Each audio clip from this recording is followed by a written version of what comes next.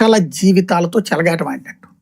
అవును, భవిష్యత్తు వాళ్ళేది ఆ మేనేజ్మెంట్లను మేము చెప్పాం అంటే మేనేజ్మెంట్లు వీళ్ళకైతే ఏమి ఎదిరించేవాళ్ళు.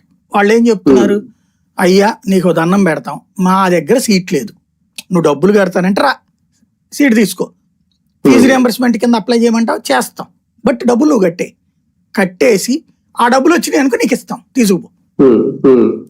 అది రాలేదు అంటే మాత్రం ఈ డబ్బులు మాకు. ఇది కొన్ని కాలేజీలు చిన్న కాలేజీల వాళ్ళు ఏం చేస్తున్నారంటే 50% కట్టండి, రాకపోతే ఇదే చివరిలో ఆ 50% కడుదురు కానీ అని చెప్తున్నారు అనమాట కొన్ని చిన్న కాలేజీలో. అంటే కాలేజ్ సర్వైవల్ కోసం. పెద్ద కాలేజీల వాళ్ళు అయితే క్లియర్, డబ్బులు కట్టేసి జాయిన్ అవ్వండి, ఆ తర్వాత మీకు వస్తే తీసుకుందరు కానీ. ఈవెన్ వీళ్ళకి సంబంధించిన తెలుగుదేశం నాయకులకు సంబంధించినటువంటి కాలేజీల్లో కూడా అదే సిస్టమ్ నడుస్తుంది. చాలా మంది కాలేజీల్లో, చాలా మందికి ఉన్నాయి కదా కాలేజీలు, ఇంజనీరింగ్ కాలేజీలు, మెడికల్ కాలేజీల దగ్గర నుంచి అన్ని కాలేజీలు ఉన్నాయి కదా, అన్ని చోట్ల అట్లాగే ఉంది బేసిక్. అది చాలా పెద్ద సమస్య అనమాట.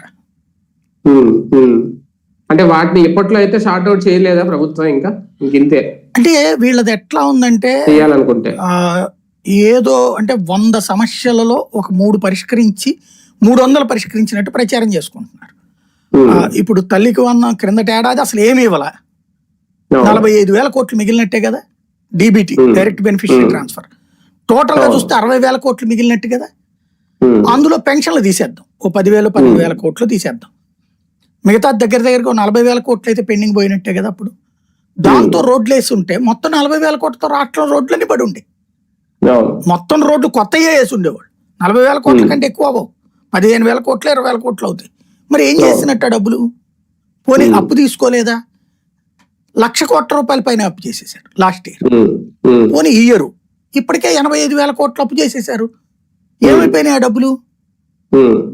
ఎవరికి అర్థం కావట్లేదు ఆ డబ్బులు ఏమైపోతున్నాయో. ఇప్పుడు ఇవాళకి